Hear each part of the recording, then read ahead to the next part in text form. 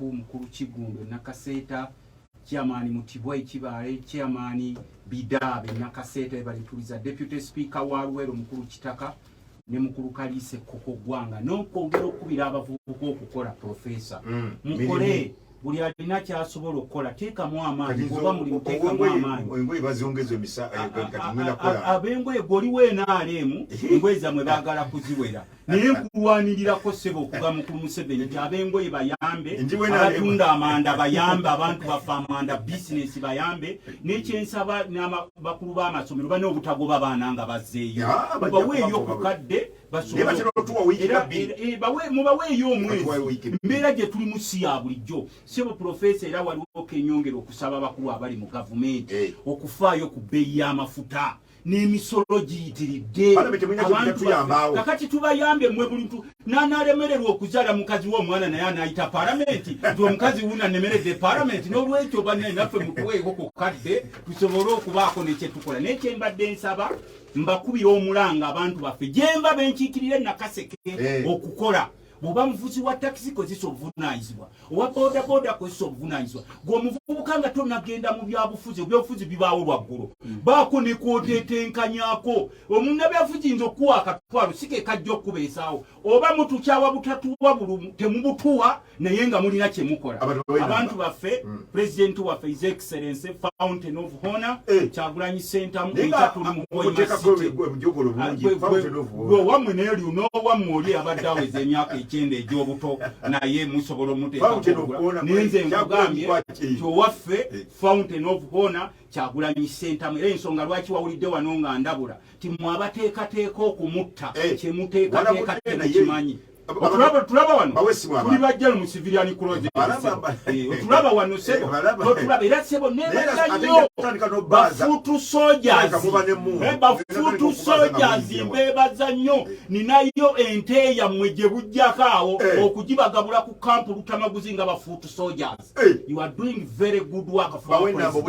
bwe baba kugoba ku kibanja naddala abasaatuusi abali mu bitundu byaffe Nakaseke eno esimu yange njagala mutandika okuwandika ebbaluwa zammwe mwenna buli gwe bagoba ku kibanja tugenda kuba n'olukiiko lw'ebyettaka ogireeta ewange kampu Luttamaguzi byana isu y'ettaka ng'oliwe Nakaseke eno esimu yange era oleeta ebbaluwa omutawaana gwe n'essimu yange eri 0757 69 47 0757 69 4754 neyanziza nnyo wangala ayisa abasajja kabaka wa Buganda n'ab'e Dubai professor batumirako Anko Chaja yalwanze Anko Chaja agambe kwali wemanyima agambe nti mwe tebabeerayo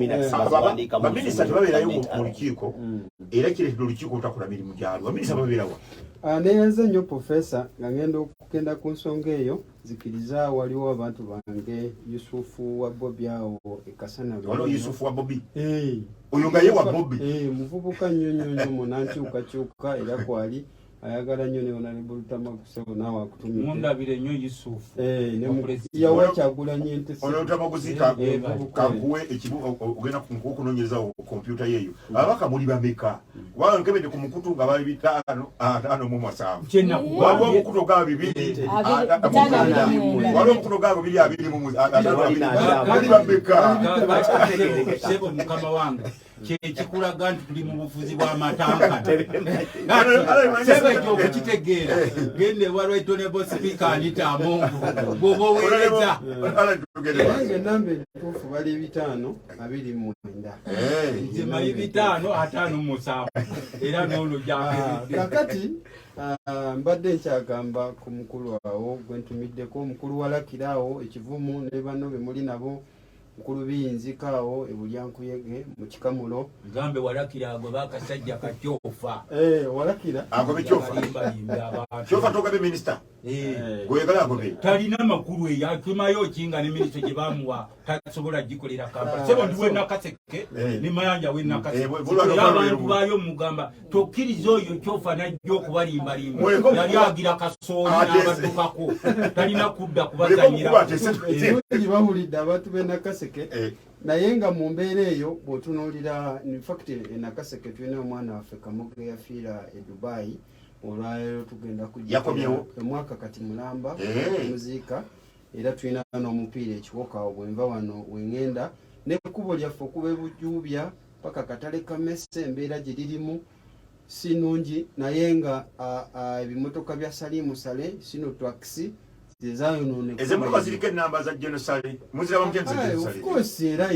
era zo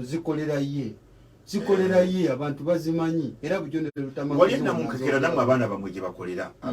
lwaki timugamba nti emmotoka zaffe zoononye ekitundu kino ate kati abaana balinako yaabwe naye nga mu byonna ekkubo lyaffe eryo nze ng'omubaka ensonga nzogedde nayogedde nekaawo nantegeeza ekkubo eryo mu October lina okubeera nga litandikibwa okukolebwa n'ekkubo lyaffe okuva ekikuba nnimba lituukire ddala paka eno mu Nnongo n'embeera nayo gye lirimu si nnungi biliyoni gye twasindika ku disitulikiti yagwawo dda bawerezaako ndowooza ba buli disitulikiti yafunako miliyoni 2.5 ate 2.5 eyo batusiba tebalinatukiriza ate kubeera nga tuzikozesa naye nekwoto egenda kuggwako ate twali tugambye nga Nakaseke ekkubo eryo okuva kikuba nnimba liyite Luteete ligende paka mu Nnongo ekkubo eryo lirina okukolebwa ku mulembe ogwo ogusaanidde nga bulirina okubeera nga lyamulembe ddala butali kuddamu nnyo mu Nakaseke sente gakyali mu mbeera mbi nnyo naye ng'ekkubo okuva eno ewa Luttamaguzi liyite ku Kibaati lijje Lumpewe ligende Ekiwoko ati kati liriyaddeko weewaawo nga tebaataddemu bikoma mu Abakanani sites mulina okuteekamu emifulejje mulina okuteekamu ebikoma kubanga contract yabawa omulimu ogwo bwe mulina okukola ekkubo mwalireko temwateekamu bikoma kati amazzi gonna gali ganjala mu kkubo so Abakanani sites ba contractors abakwasibwa ekkubo eryo mukole omulimu ogwo muteekemu ebikoma kubanga ekkubo lyaffe ligenda kuddamu life nga ngenze ku nsonga mukulu professor mu constitution yaffe eno 1013 eyogera ku article 1013 eyogera ku cabinet ministers mu kirozo ey'okubiri nekugamba the total number of cabinet ministers shall not exceed 21 except with the approval of parliament. Bavunulira abantu nti tewajja kusuka 21 okujja nga parliament emaze okisalawo basukke. So okiraba ne Ssemateeka yennyini akyogerako baministers balina kuba bameka 21 naye olwayo bali bameka ogamba cabinet minister nango bigase wamu kati era ne wano nekugamba mu 1014 other ministers olwekuleetera other ministers mu kirozo ey'okusatu negamba the total number of ministers appointed under this article shall not exceed 21 tera tebasukka 21 except with the approval of parliament under other ministers ekitegeza mu approving adaba beere kirana ati neera bikolebwa mu mbeera ya kivandulo bijjawo ku nga tuli bali ekololaawo kugamba olwaleero bali 83 ninga article bagamba tebali susa 21 okujja nga parliament etudde nega to wa kiryoke muleeto ensonga eno gye bikolebwamu bibeera ngeri ya kubakwata offside mbeera ya kivandulo mbeera ya kupapapapaawo olwaleero abantu ne baweebwa ebifo olwaleero otunuulira ministries nga twazitandise wano okuzitemaatema ekyamazima zikuwasa ennaku otunuulira ministry of health ebyo bulamu olwale ministry of health bwenjigatamu ne ministry of agriculture leero wabiwulidde mu bennyini mwakubya story one nti ARVs baziteekamu ati bazoononya abalenzi baagala ziri mu mmere bazootadde ate y'ebisolo ziri mu mmere ey'enkoko lwaki ate abalese ekigambo ekyo kiva mu kubeera nga waliwo obunafu wakati wa ministries ezo ARVs ziva zitya okuva oba enkoko zirina obulwadde bwezirwala nga ARVs zibuwonya si bwe kiri ezandiweereddwa abantu olwaleero abantu tebazirina balwadde bazibaguza bazaagala teziriyo malwaliro kyokka waliwo obunafu bwa ministries zino kyokka ne ministry ya agriculture naye endenyezebwa nze ennyini kufula parliament nagamba minisita baleete statement n'amateeka agateekeddwawo okuregulatinga olwaleero abalimi bagula eddagala erifuuyira n'afuuyira omuddo nakera ekyanga gumukanulidde gutya amaaso nga tewali kukyekubadde nakera ekya nagula ebijimusa omudo tegukola nakera ekya nagula ebijimusa nakera nga bukaswali bonna bufufungaladde bwe buti nga yalise ebijimusa lwaki biri fake agwekakyo inputs lwaki lwabulagajjavu bwa ministers bano olwali ogenda mu minisitule y'ebyenjigiriza Janet Kataha 7 talinyanga mu parliament bukyangenda yadde olunaku n'olu buli seera yabeera ku Zoom olala bwe yabayite kolomwa mwesula mu julume ne mugati tujja kukulabira yetu lwaki mu baministers bonna era gwe tuyita kololo parliament eriwo lwaki oba ojoga okutuuka lwaki mubeerako olwokwagala eggwanga lyammwe lwaki mugenda wone muwula kyagamba ajje parliament weeri zino nsimbi zamu saba ogende kololo balina okukebera ezo nsimbi zigwa simanya covid simanya abo basooka ne bakebera covid yateekayo tenti ezo zonna nsimbi zamu wa musolo lwaki twonoona ensimbi z'omu w'omusolo nga parliament weeri musajja wattu muyingo yeyeetika buli kimu abaminisita bali bana mu miniso lwaki temutikka abo abasatu kati obuvunanyizibwa bujja eri minisita omukulu kubanga era bw'oba okitunuulidde era mu biseera Jesse Muyingo tumugobya ne statement omusigira amala mukikozesa mu fujjo oba fujjo kubanga statement gwe gy'oleese mukama wo gyakuwadde Janet Kataha 7 nga teriimu muzinzi bakugambe leeta regulations eziregulating olwaleero amasomero gasaba sente mpitirivu negasaba amasomero ga gavumenti abaana abamu baddayo dde okusoma nayise mu baana ku ssomero eri wano mu Kampala nga tuli muholide naye ng'abaana basalaebyo byonna byebizibu ate bali mulamu era munnayuganda gwaleeyo bw'olowooza nti baminisita bwe batajja mu paalamenti nti gwe tekikwatako mwana wa tukikwatako kati olwala bw'otunulira minisitule ya KCC wano Kampala State Authority mu baminisiters babiri Miss Kabanda n'ekyofa tugabe Miss Kabanda ndowooza nakamula mu paalamenti emirundi oba ebiri oba esatu baba bali luddawa kati n'otunuulira ono kyofa togabye oyo ye nakamula bandowooza naye omulundi nga gumu oba ebiri bwe yaleeta statement okuva bwe yaleeta ministerial police statement naye nga bajeti ye Kampala aleeseefu akukusiza nkukuse yagijjawa netugimugobya nga bakasala bamugamba gwekyofa togabye gundi statement gye watutte before parliament si yaffe era netugimugobya kati ndowooza olaba naye omanyi gyasiiba ali mu Nakaseke Central alimbalimba abantu naye ngeno bw'otuuka e Kampala kilomita emu ey'oluguudo lw'e Kampala bagikolera biliyoni 10 emu bweti sibanganawo lwaki zino ensimbi bamala ozikwata babagenda baminisita nga balimbalimba abantu b'omukyalo nga bagenda mu kalulu kyamanya ekyogeddeko nti basinga kwagala bwaminisita tebabwagala bagala bwa LP oli minisita ate oyagala bubaka bwa paalamenti ate ogamba otuula mu kabineti era otuula ne mwali Museveni kati ate kiki honorable information honorable Chofa wabanga ayagala abantu b'e Nakaseke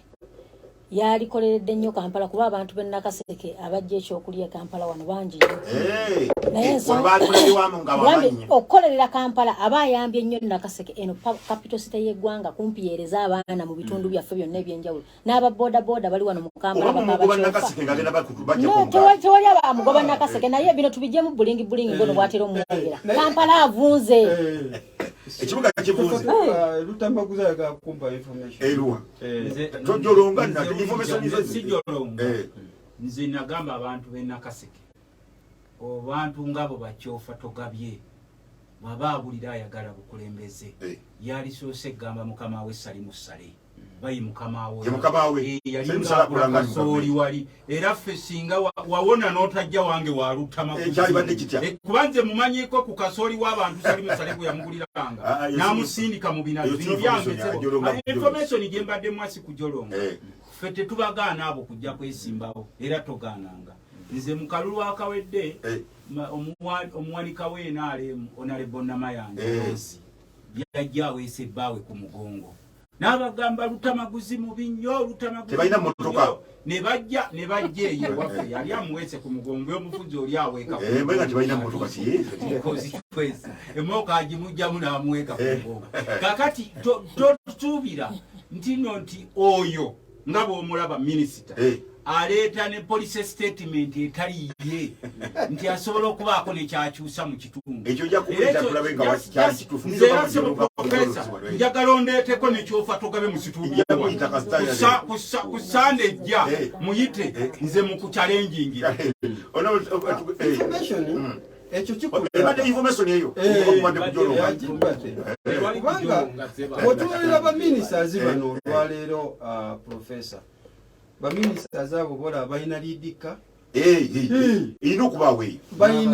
balina fuero kaadi balina kaadi yamasaka bwatuuka wali asawo busaka bina tatunulira na kipande kigamba kyolwaleero nti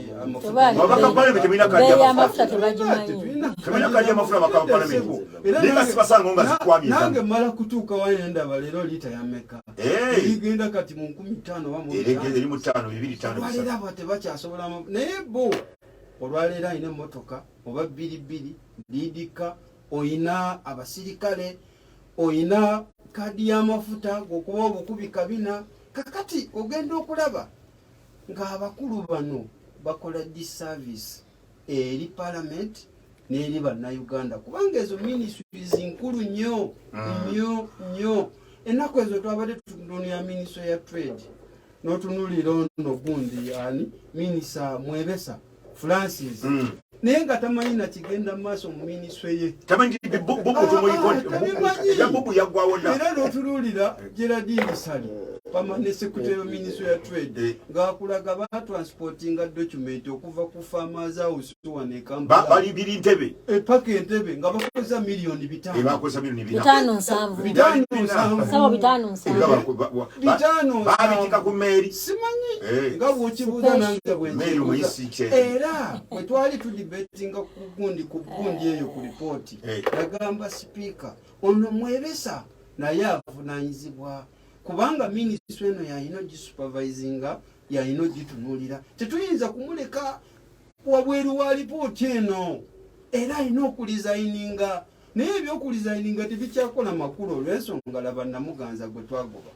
ajja mu palamenti n'okusalako n'asalako ng'ali maaso bw'ati akyali minisita sebajja Mwami Museveni ate yali alina kyeyali kati bw'abanga mwali nga bwali nga mwamugobanga mugaba minisita tebali nga mwali mbaako mububuza ate kagamba byafuuka kasobeza kuba kati olwaleero bw'otunulira waliwo lipooti eyajja ey'okukitavo GGNSS wali commendation etugamba Betty Amongi uganda wange muli rules of procedure waliwo ati gundi yaffe rulu 220 egamba kyetuyita action taken report bakoma batubuulire mwakola mutya kati tebaddanga Luluzi zaffe 10 mu amateeka agafuga parliament gagamba minister talina bonna tewali alina kumisinga balina okubaamu 82 bonna balina okubaawo luluzi bwe zigamba 83 n'ensonga egenda okwogerako ku olungwa bw'agyolwokuba bangi kati babakolera ne lota kwe balina okugira era tebajja kati olwokubiri lwa wiiki eno sipiika yali first yawalirizibwa okusazaamu olutula nga tewali yadde minisita n'ogu ng'omayi gye bali mu biseguusi banoonya kaluka 226 bali mu kulimbalimba abantu eyo gye bali naye kiki ekirina okukolebwa mu mbeera eno profesa ne bannayuganda ekisooka obukulembeze bwa bannayuganda bwawambibwa kakati olwaleero bw'otunulira nti Mwami Museveni alina okulonda bano era bakola mirimu gya Mwami Museveni okusinziira ku mateeka wano nga bwe gagamba okusinziira kubanga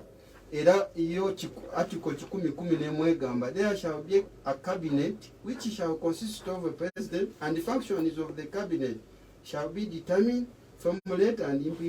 implement the policy of government. Naye nga alina okubalonda era emirimu egirina okukolebwa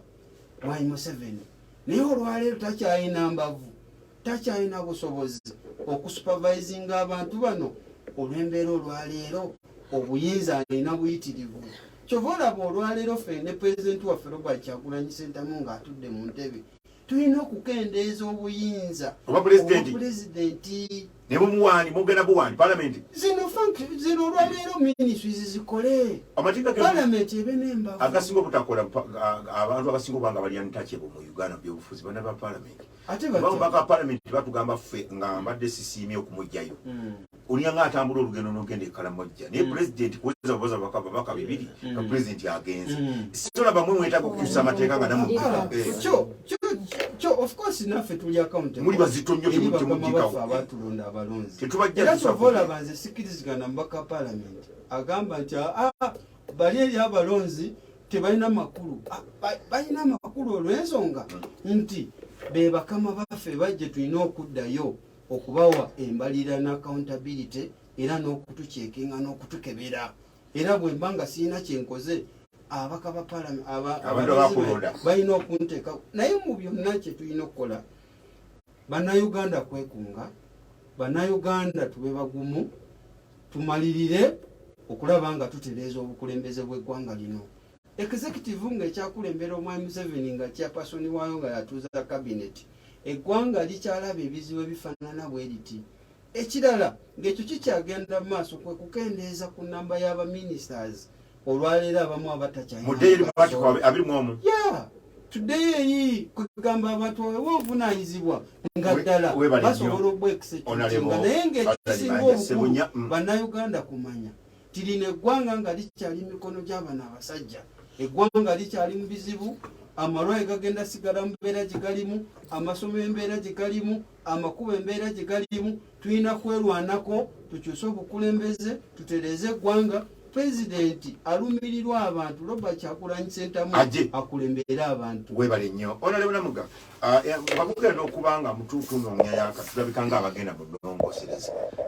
Babaka bangi nnyo, bapulomisa bangi nnyo, tebasobola kubeera wonna. Bali mu constituency mubatya, tujonzanyi mwagala mubateekako akazito. Bwe bajja mu constituency babateekako omukono gw'amaanyi. Ndaba ng'abajja atukolera abantu. Ondabe wano nga beeralikira nnyo Honorable Kyofa Togabye agenda n'akolera abantu baga nti oyajja mu kalulu. Chairman yaga nti baminisita abalengera ye waabwe eyo. Kiki kyamutya? Teri gwe tutya kubanga musemateeka buli omu alina obuvunaanyizibwa bwe. Era ndowooza abantu b'e Nakaseke baali badde benkanya. Omwana wabanga agenda okuba promoted okuva mu kibiina ky'abaddemu okugenda mu kibiina ekirala bamubuuza report. Tinayejo mu kirasi eno ekyokubiri mu mirimu gyonna bwe tusaba emirimu bakubuuza previous experience eri gyobadde okolako wakati bw'omamala omuntu okumanya gy'abadde akola muddukayokko. Era ab'e Nakaseke baba baagala okutunulya obukulembeze oddukako ke Nakaseke n'ojja e Kampala n'obuuza nti naye ono omukulu agezaako okujja ewaffe gy'abadde abadde aweereza atya bw'obanga oli wakunoonya bukulembeze. Naye nze kino nkyogera lunye nti ebiseera ebisinga buli woba n'omukulembeze ng'ebigendererwa bye si byakuweereza b'alina okuweereza. Kizibu nnyo eggwanga ogenda mu maaso. Ate n'ekizibu kye tulina bano bannabyabufuzi bannange bakimanyi, buli w'obeera mu bukulembeze nga gw'omanyi bwe wajja kizibu nnyo okulowooza ku bantu kubanga toyina nnyo kikuli ku mutima. Kamadi okimanyi nti Luttamaguzi ne Alan Mayanja buli w'obeera eno e Kampala nga oli mu biseera bya parliament olowooza nti naye bano abantu abannonda buli kyokola obuuza banaakiraba batya banaalowooza batya. Kakati bw'olaba ennonda gye twalonamu akabuluka president omukulembeze w'eggwanga mukulu Museveni ng'amanyi engeri gy'ayingira mu buyinza. Bannayuganda temulina kye mumubanja, yamanyi bwe yafuna akalulu ke, yamanyi gye yakajja kati yeekolera by'ayagala. So bino byonna nga tubitunuulira bw'obanga oyagala okumanya ekivundu ekiri mu ggwanga Uganda tulina institutions za government. Tewali kintu kitukubye nga institutions zimala mu maanyi na buyinza. Mbadde ntunulira Buganda ng'ajalaja n'ababaka njagala omutegeeza twatuse ne ku extent mu wax okugamba nti naye local governments bazongeze ku ssente z'enguudo akawumbi kalamba ne tugamba kaddeyo ne Uganda Road Fund tekakwatako kaddeyo. Ate baadde bagezaako n'okukateekako amateeka aba wax ne tubagamba temukateekako mateeka muleke local governments ziddeyo mu kawumbi kano batuule bakole ku bizibu byabwe bya local government. Kati ekizibu kye twazudde twabadde mu meeting ne Ministry of Finance. So Luttamaguzi Ministry of Finance yagambye mu parliament yawandiikira finance nge bagamba nti twasazeewo nti sente za the 1 billion ezinogenda mu local government mbuziyitire mu UNRA. So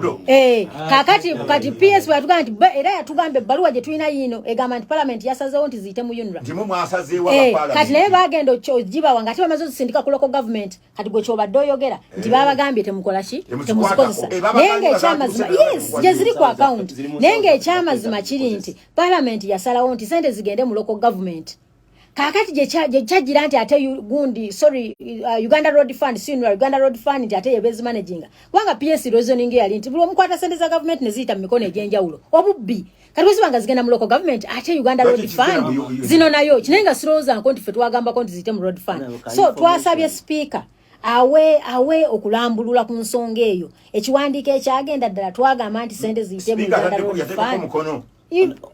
Yes, information. Fe nga district bwe tuba tukola kilomita y'oluguudo tugikolera wakati wa miliyoni 7 ne 10 miliyoni musanvu olumukola koki ate yunura egikolera wakati wa miliyoni 10 ne 12 nategeza bweziyita mu yunura efe tukolera musanvu eziyita mu yunura ye yagaleje mu district kolera bu kilomita oba 10 yemanya akawumbi kakola ki so ensonga y'okuba nti institutions zo tetukyaziwa kitibwa onakimanyi bulungi nti ensonga lwaki ne contracts zino ezisinga eza local government ziganye okutambula bino ebya clustering mugatte contracts muzigabire Kampala musindike ba contractors mu local government netuuka n'okugamba gundi UPDF engineering brigade kati emirimu gyonna giri mu nguudo okuzimba amasomero okuzimba health units zonna baziwadde engineering brigade naye kati mugendeeyo ebizimbe tebiyimiridde ba contractors mubajjeeko emirimu local government ezina gaba mirimu zo wenaliyo bagambanga mbu local government ezina capacity kakati bannaffe abalina capacity n'obusobozi bagabye contracts zonna zeebase Ministry of Finance yatusogama nega nti lwaki osanga company emunga ina contracts mu clusters nga 3 zigase district mukaaga emirimu giyimiridde tegitambula nemuza local government tezina capacity so ekisinzo tukubanga eggwanga institutions za government zaafuka za Uganda abakona ab'emikwano yensonga lwaki saawe ne emirimu egimu okutambula gubi ne bya majors kugatta bitongole kukyaganyirwa nsonga eyo nti report ya fulme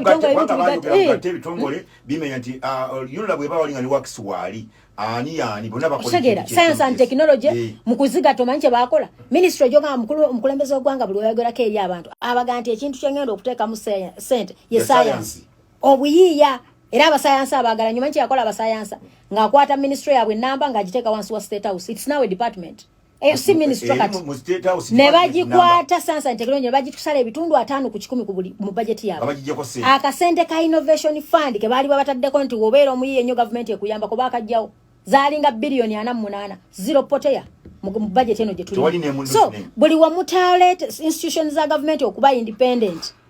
emirimu tegigenda kutambula ekisemba yo nsaba bakaba parliament ndekanti sabe nsaba bakaba parliament oli we NRM oli opposition nsaba bwe tuyingira ekizimbe ekyo tutunye ensonga z'abantu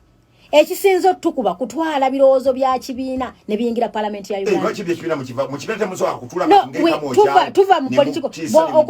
okutula kamoja ne mwagringa ku position kiri different ne bwogenda mu parliament ya Uganda kamoja webeteesa ngeteesa ebitwala abantu mu maso kulwa banna Uganda ne sikulwa ekibiina kalinga bino tubadde twogerako ebyo bitongole ogenda kutuuka roadmap ya Fulumi Electoral Commission bwogamba tugatta bitongole tu downsizing government kati bakulaze tugenda kuongera ku constituency nga 3 mu 2 kati obana abireeta nga babisaamu nga bena alemba wanike emikono bwe munatuuka ntwagala banna Uganda bafune service munaaba wa mutya service nga administrative burden enkyali waggulu kamala okubuuza ku bantu bano abali ku WhatsApp abatusindikidde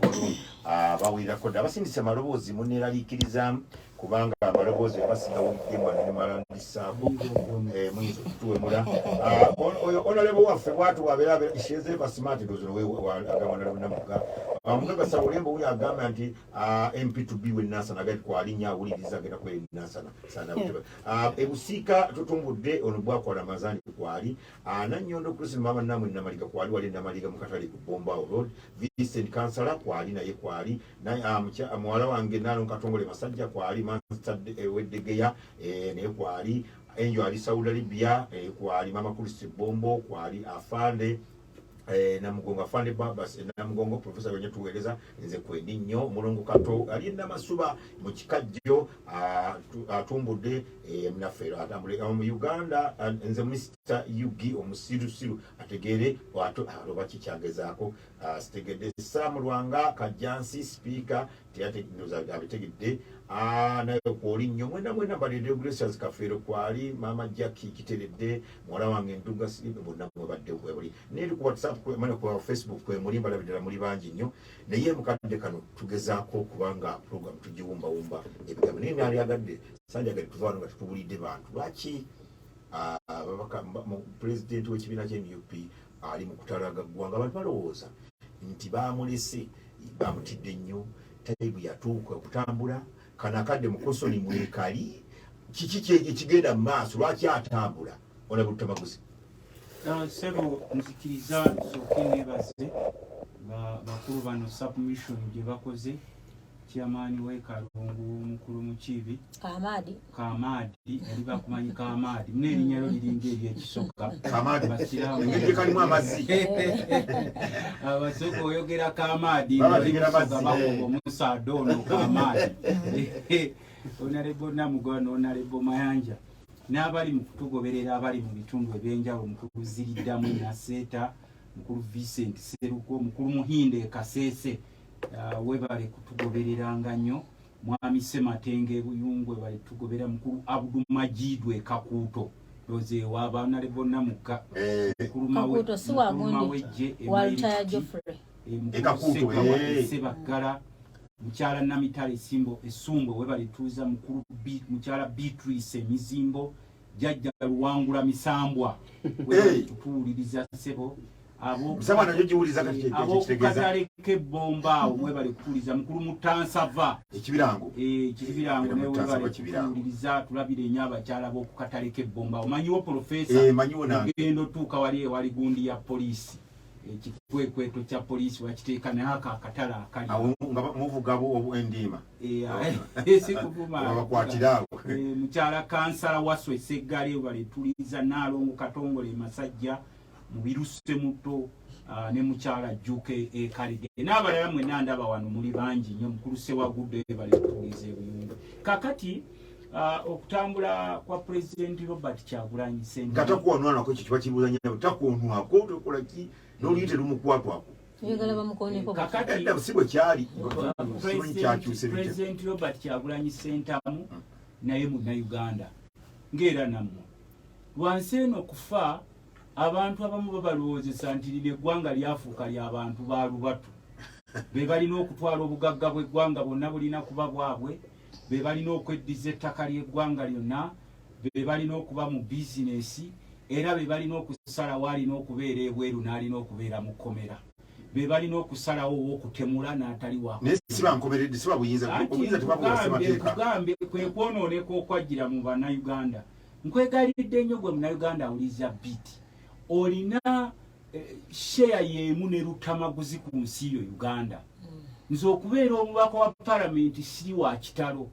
obuyinza mutuwa buwe lwansi eno kufa waliwo amateeka agalambulula abakulembeze wawe batandikira era mpulidde ono omukulu Alani Mayanja asoma asimanyi constitution egamba bweti abafuga Uganda bali ku byabwe birala nnyo tebali mukosemateka bwatambula bw'osoma ezifaanana zitya baseka ne bagamba ono kasome ebibyo ffe tukola byaffe era kiringa bwe mpulira mugamba mukubba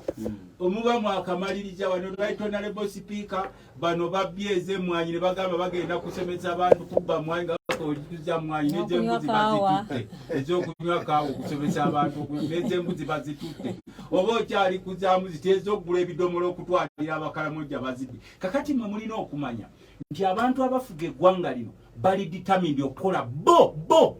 pulogulaamu yaabwe gye balina naye kakati nammwe kigenze ne kibagira ku mitima nti omuntu Munnayuganda okutambula Museveni alina okuwa olukusa oba famire ya Museveni twagala okubazzaamu essuubi nti Uganda si property ya Museveni ne famire ye kababe bano bajjeno b'amagye boolaba ab'ebitogi ebimyufu balina amateeka agabafuga bwali ekitegeddeko nti omusirikale yenna ow'amagye oba wa poliisi kabejjeno kabaani bw'asanga omubaka wa palamenti alina omukubira saluti omusirikale nga yakubira saluti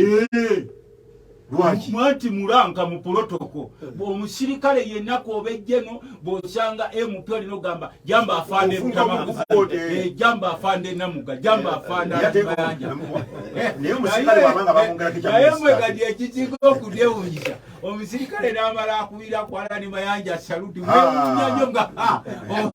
ono alabika gwakolera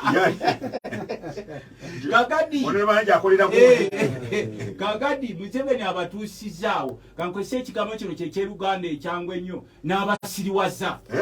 n'abasiriwaza nti n'omuntu okutambula obutambuzi mulaba kive. Kakati twagala okubazzaamu essuubi nti Kyagulanyi bw'abadde atambula his excellence, it is his right. Constitutionally his right. Talina na kubeebuuzaako kubanga bano abakulu abafuga eggwanga lino balina ebintu bingi bye bajja bazimba okulaba nti beenywereza mu buyinza. By the way, these people are the minority in this country. Naye abantu bava e Bulaaya ne bagamba abantu abali mu ggwanga lino abalimu mu bukulembeze they are the minority. Naye lwaki bafutubadde ku majority? Munange lwakuba tubongoota tugejjako okubajjuka tobongoota zuukuka. Kati ne Museveni n'akozesa ennanke yasooka n'ajja n'ekintu ekya sectarianism oba tribalism. Ekyo kimukoledde nnyo yasinga okugamba nti si kirungi anti kyakola bwe bubaddi bwe ekikola wano anti nkugambe byakola. Kati era kyasooka ofubitiza wano Abaganda amaanyi ga Museveni ge yajja nago wano gonna ebitundu 9 yajja kusaanyaawo Buganda. Biwandiike kubulira byange si byakonjera byange n'ateekawo gye bayita economic genocide. Economic genocide ogimanyi? N'agamba teri Muganda yenna alina kusigala nga w'amaanyi mu bizinensi yonna. Genda olabe bakigulu va ku bugologosi nkugambye abaddukanya bizinensi zaabwe owuliriza ebigambo byawe olyoka ogere. N'ateekawo gye bayita economic genocide. Basembuule bano bonna okubasaanyaawo bakigundu baani kiwazi pre-plan. Kakati tuli mu genocide y'abantu. Abantu abamu tebamanyi nti tulina genocide etta abantu. Ekitta abantu ekigenda mu maaso. Erinda kuba nakunyiga akabadiya. Kakati akikusabira naye nkugamba linda ko ekirina kutuuka kubanga abantu abamu babagamba nti tulina abantu abajjudde makomera. Olw'okuba muli wabweru mugamba mukiraba kirino mwe tugamba nti Museveni osiba otya abantu tebabasanga wano embera y'obufuzi abantu bakulembisa babasiba sebo bano tiba bya misango tebalina misango. Genda obuzo omukyala gwe bayita Olivia Lutaaya gwe baleesaawo akaana ng'ayonsa. Genda obuze Machete oyo nno twatwala embuzi mbwe ekyamutiisa abakulu baamulaba nga ayambadde ekyovula ekimyufu n'akakofiira akamyufu ne balaba jje ali kitalya abantu bangi abaana bangi bali eyo afa gwe baziika mu kyama. Kati va ku bano Erumpe waliwo omwana Kalanzi omwana oyo Kalanzi yasiine mwana wa sendikaddi wa kyamani w'enkokonjeru ali kitalya omwana oyo Kalanzi. Kakati badde nkugamba kati mube mulaba nga abaana abo bali mu makomera mwana wattu temubifanako. Ensonga lwaki tubagamba kino twakijjukiza mukulu Museveni kuba kati mutandise osibamu ebyammwe mwe muba temuliimu lwandiwulira mutandise osibamu mutandise okumyumyula engugu naye bw'oba omyumyula engugu weetegereze w'onooyita mulira akaseko kange kano mwetegereze we munaayita kubanga tubadde tubagamba sebo olugondwala bukyalibadde mmaliriza embeera gye tulimu bw'olaba nga bannayuganda beegazaanya si musango. Ensonga lwaki twabagamba wano Museveni nga abatwala mu byamawanga kubanga kakodyoke n'obote nti buli lwolaba because you are the minority nga mulina okukozesa ba majority mubasaanyewo mu byonna jaye kaadi ya tribalism. Kati bw'ovaayo okwogera yagenda n'afufugaza ab'emmengo nange gyenva bw'obadde okimanyi nti kati okweyita omuganda musango. Era fenga abaganda nti omunyankole bw'ayogera nga tolyanga kubaga fenga abanyankole oba omukyoli oba omuteezi n'olwekyo sebo yadde ondwala kantindikwa fe twogera okugamba abantu baffe we are one country. Ebizibu ebiruma omuteeso ow'ebukedya bebiruma ebiruma ow'ennakaseke ebizibu ebiruma ow'ewammawo yewa mwakyoli bye biruma owa wano mu Buganda. Ebizibu ebiruma ow'ebusoga bye biruma ffe ebizibu ebiruma abadama ebizibu ebiruma bannayuganda ebiruma omunyarwanda oba omulundi kubanga nawulirangako ebiseera ebisinga nga kyembadde maliriza nakyo lwaki ekyo nkitaddeko nyesira ebiseera ebisinga Museveni yekweka mu mawanga okubagira twabuuza abanyarwanda mwaze ku mulembe gwa Museveni wano abajjadda lwaki ku mulundi guno bamulaba nti no babasosola wano Museveni abaleeta mu wana abanyarwanda era wano waliwo omunyarwanda gwe bali bagobye ku kibanja kye nti va ku kibanja kuba oli munyarwanda oba omulundi nolwekyo sebo bwe tuba tupuliikinga message of unity ti ffe nga bannayuganda ffenna twetaaga services walusimbi owefumbe bw'aba ayita ku kkubo n'omunarwanda ng'aliyitako n'omunankole n'omusoga liba bbi amasanya amafuta kati bagaseerera baganda oba banyankole waliwo kitegeddeko nti n'okuzza abaana ku masomero kutuuka nga waliwo omunyankole naye atazaayo mwana ku somero onabonabugga era ensonga ejjala oginyonyola bannayuganda bulungi gagwe mu Palamenti etambuza abintu byanfuzi Jeromozi bali atambula nga amaloboozi agava mu ludda luvuganya nga baga nti Kyagulanyi bw'anaatambula tebajja mukkiriza senga abadde Kyagulanyi senga ali munda naye kati entambula ziwezeza disitulikiti ziwera nga mukaaga ebitundu biwera nga 8 nga akundumba era babinuka amasejjere tewali mutawala kiri mu mateeka oba tekiriyo ekisooka okuwozaayeza bannayuganda mu bitundu ebyenjawulo nga ntandika n'abantu b'embalala mu western region nenebaza n'abantu ba eastern ng'ogatiseko ne northern then ne central region beebale okwaniriza president mu kitiibwa era ekyo tukibeebaliza mwatuwoza ebbanja naye ate mwebale kulaga nti bingi ebitatambudde bulungi nsaba okutegeeza gwoge nti batulese ne tutambula ani yatulese simanyi ani yatulese okutambula yatambudde leero so kati nno gwowoza batulese okutambula omukulu enanga yakola statement n'agamba nti mmwe abatambulira mu nkuŋŋaana za Kyagulanyi si bavunaanyizibwako kulwaki poliisi tebavunaanyizibwako kyokka tembana byakwenda nga muli mu nkuŋŋaana buli ekibatuukako kyonna tetuvunaanyizibwa gavumenti ya Uganda tevunaanyizibwa ku ebyo bijjo tutuukako kubanga bomu zitegebwa banayite mugenda mu nkuŋŋaana naye kyatukoze bulungi nti twabadde Luweero nga bannaffe bali Kololo era mu nkuŋŋaana so ebintu bino bw'ogenda obitunuulira nze ngezaako okutegeeza mukulembeze wa ggwanga nti aleme kutufuganga makaage eggwanga lyawukana ku maka g'omuntu oba n'obuyinza mu makaage ate no mu maka go olwo byotasobola kukola abaana bagambako nti mukulu oyingiridde eddembe lyange bakubuulira ate yennyini eb'ennaku zino 18 n'okudda waggulu alina eddembe lye temugezangako ne mukirowooza nti yatukkiriza ani kyetukola kiri mu mateeka iye kubanga ebibiina by'obufuzi akalulu ne kabanga kawedde tusigala nga tutambula eri bannayuganda okwongera obbaguza ideology n'okwongera obbabulira manifesto yaffe nti tukyagiyimiriddeko nnyonnyo so abantu mbebaza naye nga nze kyonna kye njagala okubajjukiza nti omuntu ali mu ntebe tatwagala bannayuganda ekyalisinza otugatta ku bakulembeze baffe be bakulembeze abatageera ensonga zaffe saawa eno njagala nkule profesa omuntu atasiibangako njala bw'omugamba nti sirinaamu 2,000 za lanki oba waliwo omuntu atuusenga olukumi lw'akatogo talulina aseka n'okuseka abaliraanye Palamenti ya Uganda tulina ekizimbe kye bayita Kingdom Kampala nze nakikyawa nnyo ekizimbe kikakiddwako ebitongole bya gavumenti byonna birina kupangisa okwo Kingdom Kampala bajjawo essomero ly'omuntu wa bulijjo Shimon Demonstration School Shimon Demonstration ne bateekako mega project bo gye bayita mega project bannayuganda njagala mufuule Kingdom Kampala Kingdom oba kitegeeza ki nusa kyekifo ekirungi ekyokwenyumiriza obwakabaka beebale bwetuuma ne bajjawo njagala mbabule Kingdom eyo yalireetedde bannayuganda okusiikuuka nga Kyagulanyi bwe yatugambye nti mwe munyiigako ddi munyiigako ddi njagala nkubule Shimoni ekwasa ennaku ogubangiriza gonna bagukuba baguteekako ogukomera bakozesaako kafuuti 5 ku 10 kubateeka ekizimbe bakubawo essomero nkugambye gwe byasudiru gwobimanyi nenda nyini kizimbe bw'onaamutegeera nti Ministry ya Trade number yali ekakiddwa okuva ku Farmers House ekizimbe kya gavumenti ejepangise ku Kingdom Kampala mpulidde ono Honorable Mayanja ng'agamba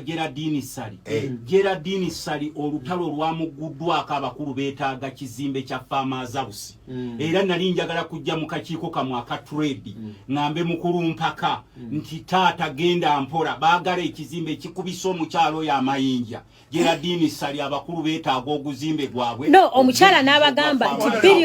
bilioni 8 ze mwagala tugende tupangise ku Kingdom Kampala lwaki ta renovate nedda tuddaabirize farmers house tusigale wano so Gerardine Sali ayinza okubanga wabaddewo ensobize naye tulina okutunulira ensonga eyo n'obwegendereza tetugenda kuwa bantu bafugaza bantu baffe bakola mirimu tetugenda bawa gap kuba beyagaliza ebyayo bannayuganda nga mwagala okunyiiga jangu mulambiro Kingdom Kampala obajje someda federation demonstration kyensembyayo twagala ebitongole bya government byonna bive emizigo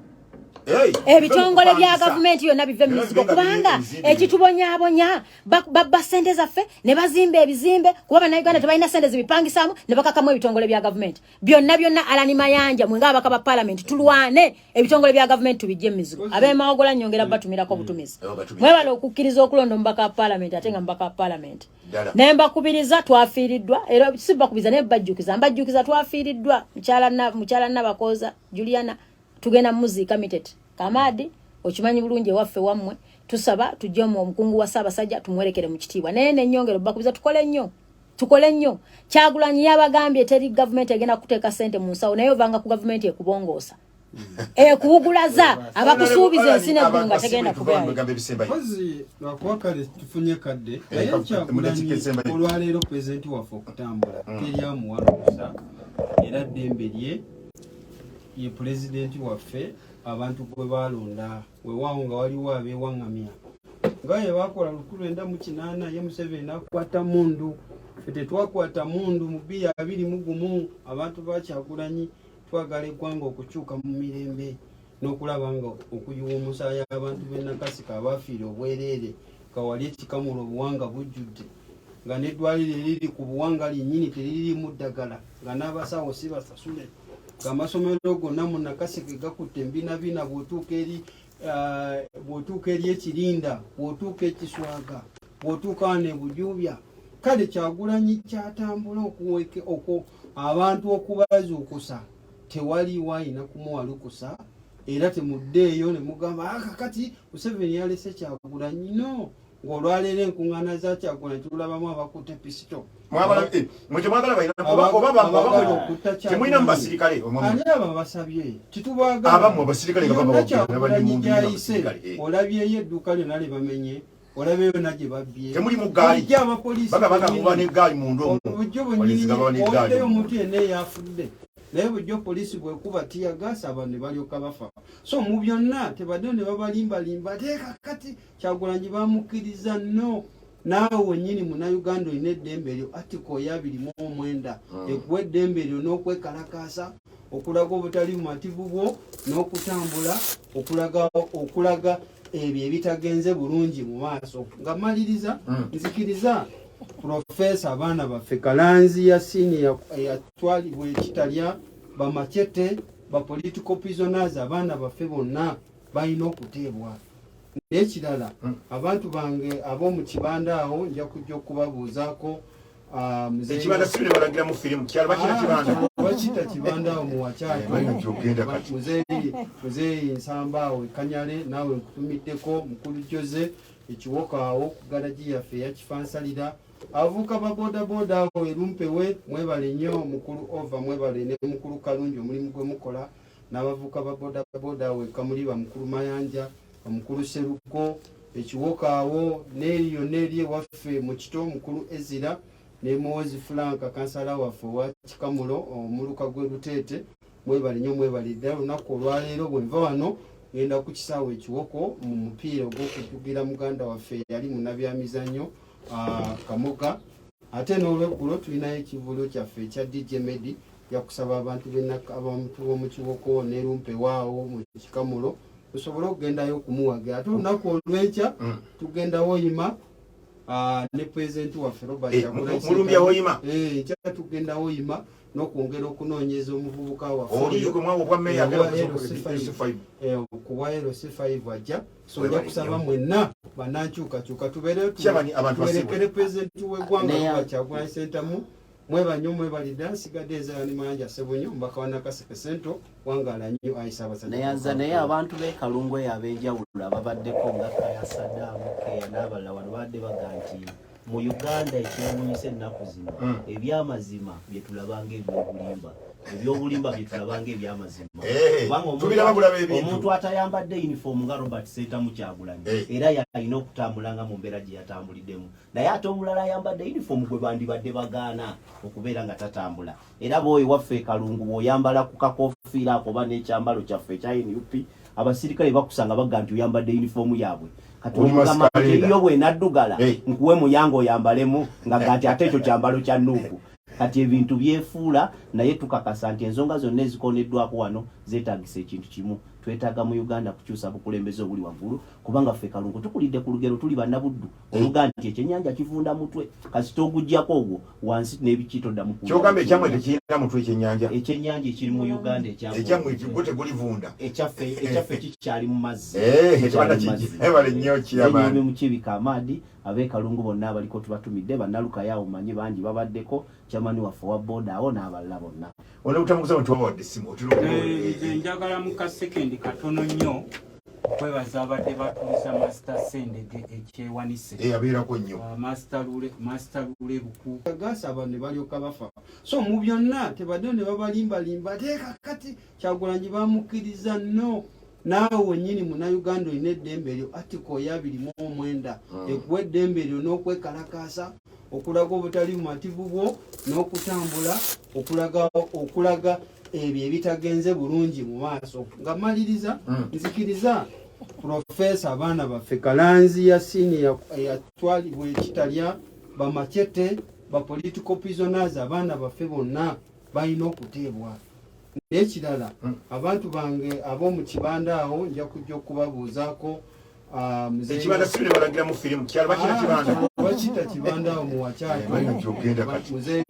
muzeeyi Nsamba awo Kanyale naawe nkutumiddeko mukulu Jose ekiwoka awo ku galagi yaffe eyakifansalira avuka babodaboda awo erumpewe mwebale nnyo mukulu Ova mwebale ne mukulu Kalungi omulimu gwe mukola n'abavuka babodaboda awo Kamuliba mukulu Mayanja omukulu Seruko ekiwoka awo n'eriyo waffe mu kito mukulu Ezira ne Mozi Franka kansala waffe wa Kikamulo omuluka gwe Luteete mwebale nnyo mwebalidde olunaku olwaleero bwe nva wano ngenda ku kisaawe ekiwoko mu mupiira ogw'okutugira muganda waffe yali munnabyamizannyo Kamoga ate n'olweggulo tulinayo ekivulo kyaffe ekya DJ Medi yakusaba abantu